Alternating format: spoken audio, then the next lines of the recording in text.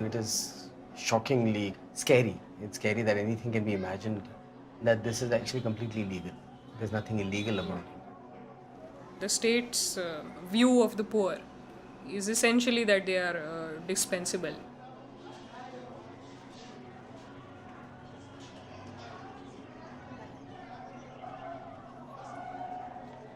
These are not nice places to be in the city. And honestly, at this moment of time with so much of money, this city did not require to treat its poor like this.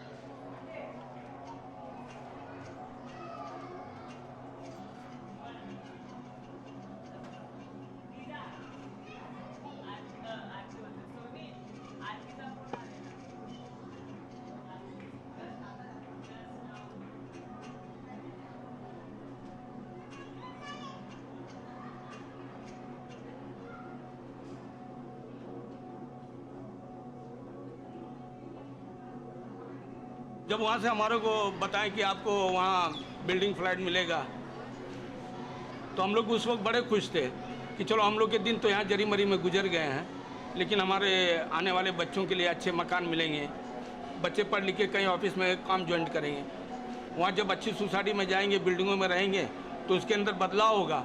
लेकिन हमारे बच्चे तो यहाँ और नाकारा निकल गए।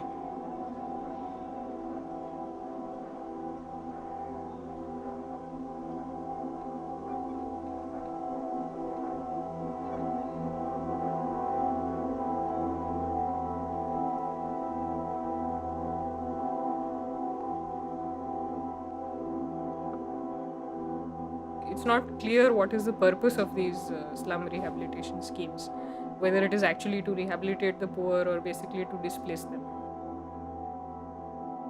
If you see the basic objectives of the slum redevelopment process have never been met.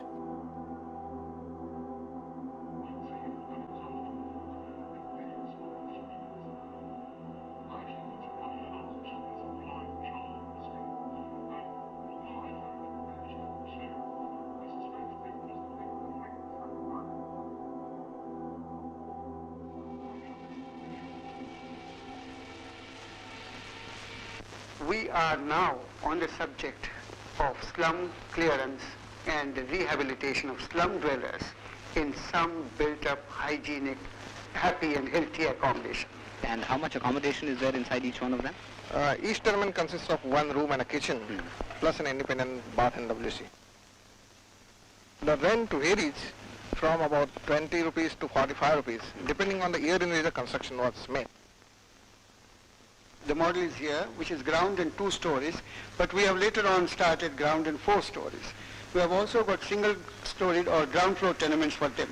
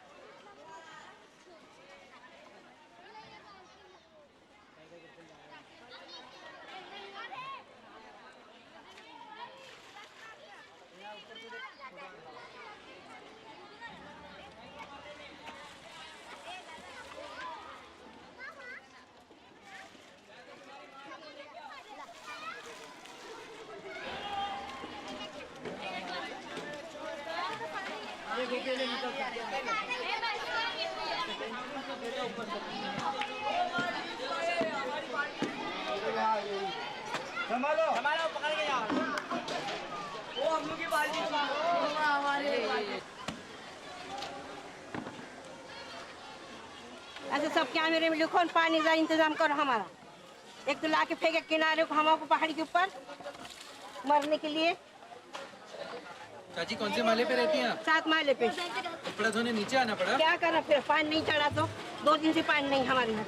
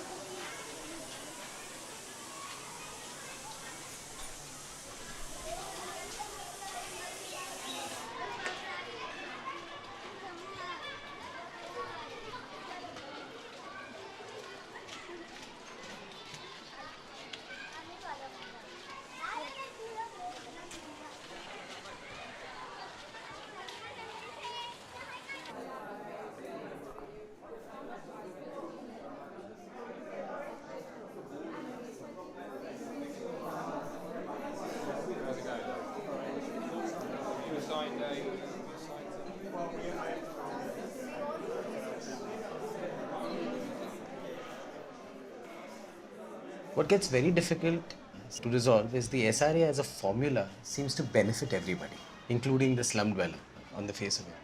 The slum dweller is getting a house and is getting kind of maybe more area because they are occupying some land, and the developer is getting whatever, and the state is getting money. So how does one kind of deal with a situation, okay, where apparently everybody is on the win-win? Well, I'm not very romantic about slums, so I don't hold the positions that, slums should be allowed to stay the way they are.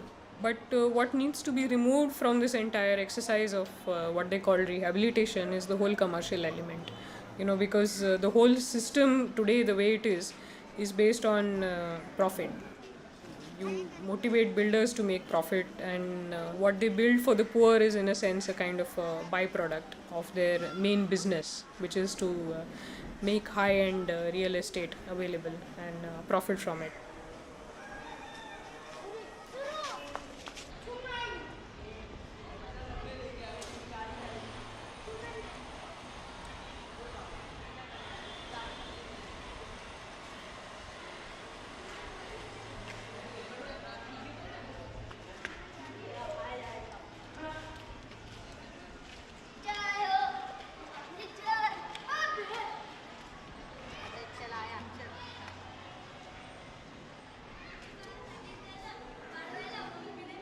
People were shifted in a big hurry without even completing the basic infrastructure. So when they came in, they realized that there was no way to get out of the community at all. I mean, no vehicles could come up to the location. Also, they have not been careful to do the rehabilitation on site. So often they have moved the most vulnerable communities out very, very far from their original location. As a result, they've lost their jobs, they've lost livelihoods, which they're not able to bear.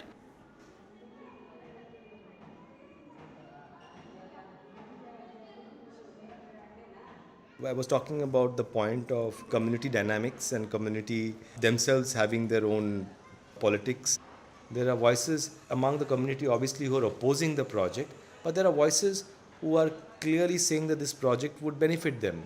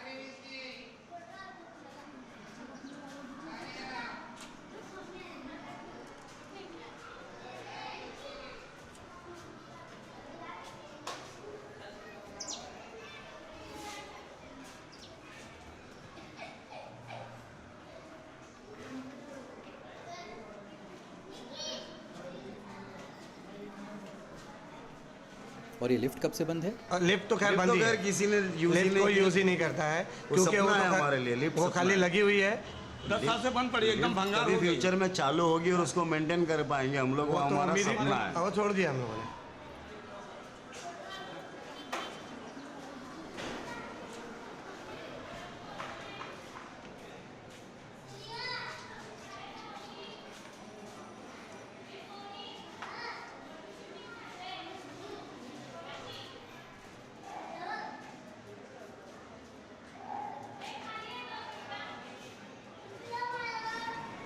जब बुज़ुर्ग लोग 7वें माले पे रहते हैं, उनके घर में जो यंग पर्सन है वो नहीं है, वो 7वें माले पे पानी बंद होने के बाद जो 7वें माले पे नीचे उतरना पड़ता है, ये बहुत बड़ा दुख है।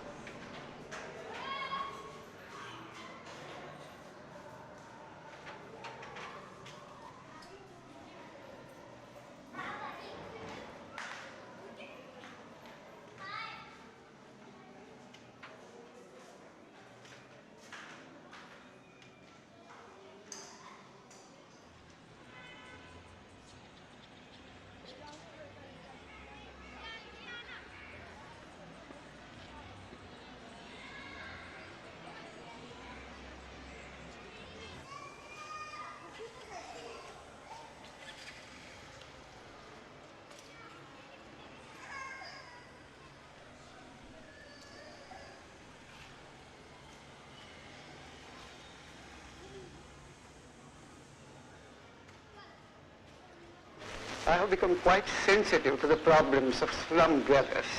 And you know, slums... How would you, if I may interrupt, how would you define a slum? Well, a slum is, I should say that temporary dwellings created by houseless people in a group in any open land without any basic amenities like water supply, drainage, aqua privis, lighting. Actually, they live like rats in holes because most of these slums, if you have observed them in Bombay, they are not even 2.5 feet in height and people have to crawl inside. This is really full of squalor, dirt, disease, pollution, and it is something inhuman.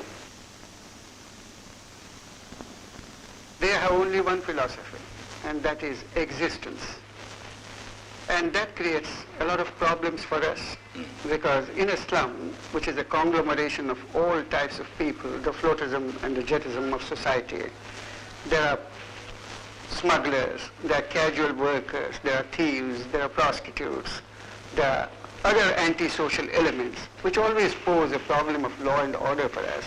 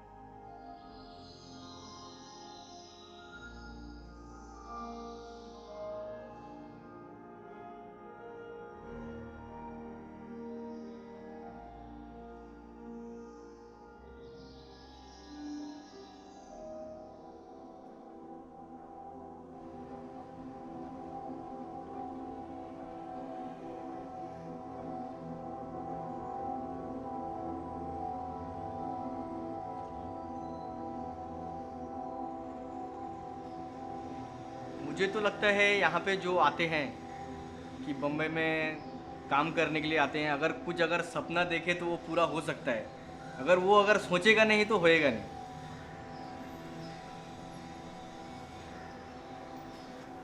तो तुम basically carpentry का काम करते हो? हाँ, पहले मेरा जो है स्पेशलिस्ट मेरा कारपेंट्री है। उसके बाद में मैं एल्यूमिनियम जो विंडो है वो भी मैं खुद अपने हाथ से करता हूँ। ग्रिलिंग का जो फैब्रिकेटर का जो काम है वो मैं कॉन्ट्रैक्ट पे दे देता हूँ। बाकी मतलब टोटल इंटीरियर का मैं काम लेता हूँ, मैं करवा सकता हूँ। एनी टाइम मेरा रहता है, 2-3 साइड तो रहता ही है।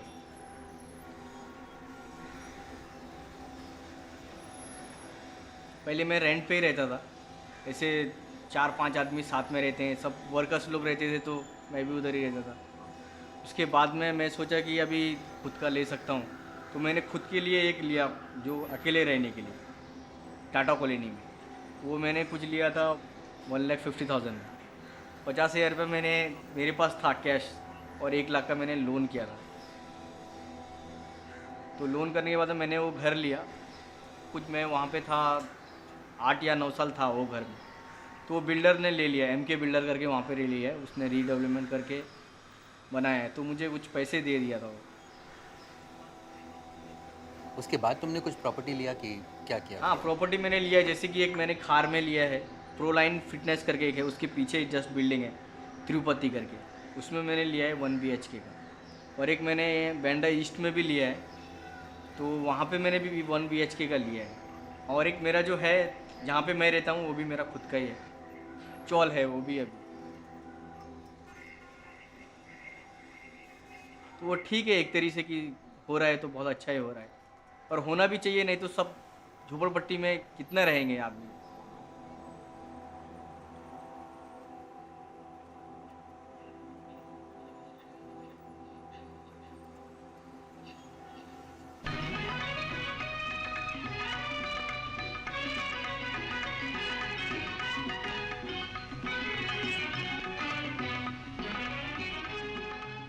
आपको याद होगा 1999 में हाईजैक हुआ था प्लेन का। तो प्लेन का हाईजैक होने के बाद वहाँ पे सिक्योरिटी प्रॉब्लम बताया गया कि यहाँ पे एकदम दीवार से लग के 1+1 रूम थे, डायरेक्ट आप 1+1 पे चले जाओ पर तो पूरा एयरपोर्ट दिखता था, जंप मार के भी आदमी जा सकता था एयरपोर्ट के अंदर।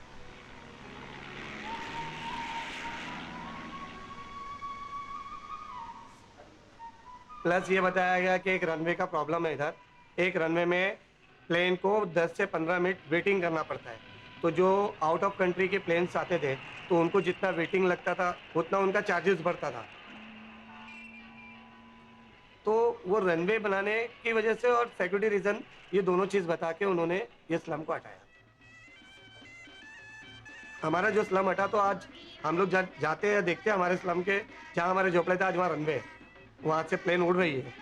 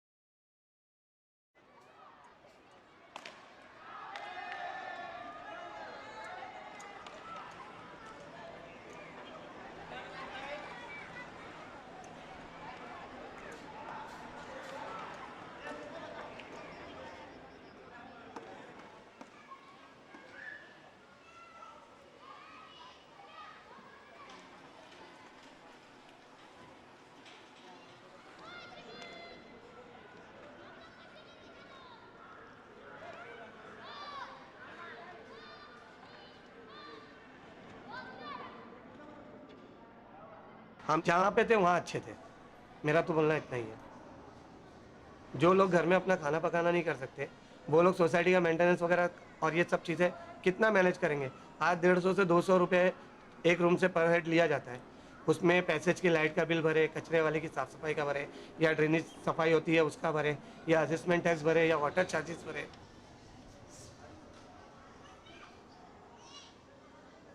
तो यहाँ पर जितने ओरिजिनल लोग आए थे उसमें से कितने लोग अभी तक यहाँ पर हैं? 50 से 60% ओरिजिनल होंगे, बाकी सब बेच के चले गए या भाड़े पे दे के चले गए।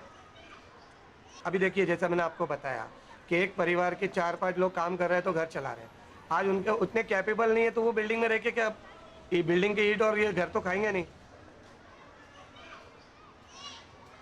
वो वापस स्लम में या कहीं जहाँ पे उनको 2 पैसा मिल रहा है वहाँ पे जाके बस गए। आज भी जरी मरी में अगर ढूंढा जाए तो 30% लोग वहाँ मिलेंगे। तो ये SRA स्लम खत्म नहीं कर रहा है, स्लम बढ़ा रहा है।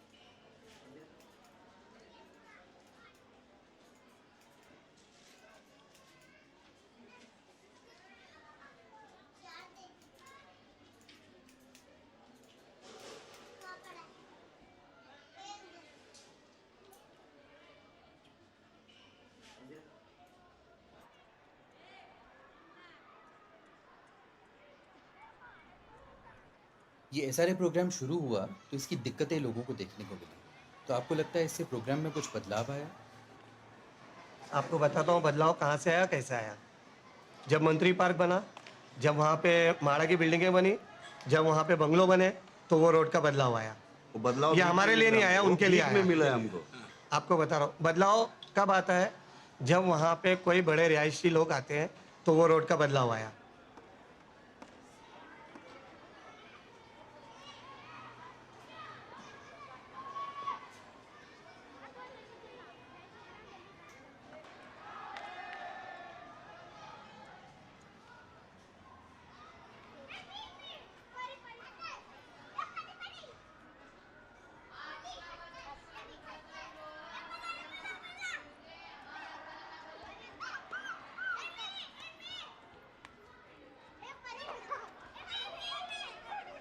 You can attack this problem in multiple ways actually.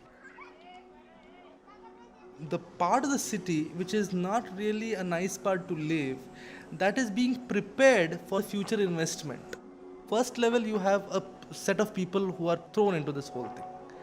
Now they'll start settling and they'll start making it into a city, into a little bit of habitation place. Then soon what is going to happen is an infrastructure corridor is going to pass through. This thing passes through, the whole corridor will be opened up for investment. So you use the poor to raise the value of land.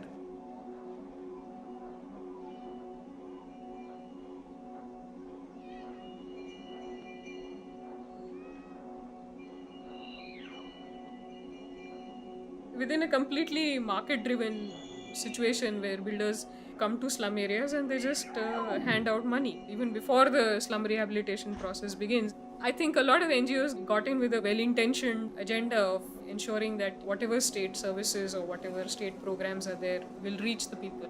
But I think they misjudged the power of the state and along with that the power of the builders lobby.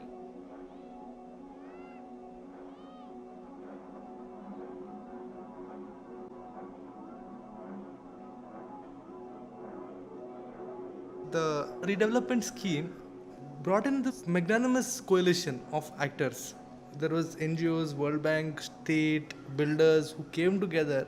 So today if you speak to one, you don't know whom you are actually speaking to. Everybody is not supposed to be together actually. Governments are supposed to protect rights. NGOs are supposed to work on ground and field. Corporate is supposed to make money.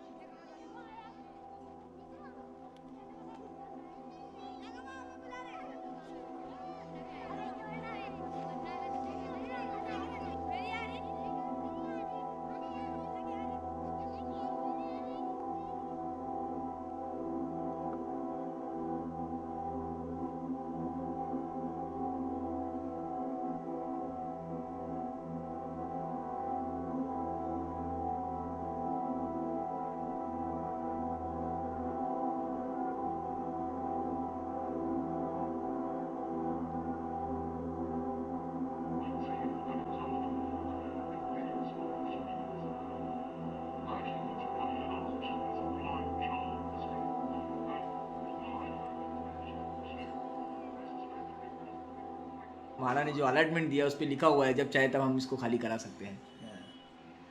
क्यों? उनका rules है ऐसा। एक तरफ दिखता है कि आपके घर के बदले में हम घर दे रहे हैं और दूसरी तरफ ये लिखा जाता है कि हम जब चाहें तो इसको खाली करा सकते हैं। इस कॉलोनी में ज़्यादातर वो रोज़गार करने वाले ज़्यादा लोग हैं। ज़्यादा 4-5 हज़ार के अंदर उससे भी कम पाने वाले लोग हैं। यहाँ कॉलोनी में तो अभी तक टैक्स भरा ही नहीं गया है। टैक्स के माध्यम से इस रूम को कब सील लगेगा इसकी भी कोई शाश्वती नहीं है। वो भी कारण लेकर सरकार इस रूम को सील लगा सकती है और हमको फिर वो वडाला ये जहाँ ट्रांजिट कैंप बांधा जाता है तो हम ये सोचते हैं कि अगर टैक्स के माध्यम से अगर ये लोग उठ गए तो ये कॉलोनी पूरी उठ जाएगी।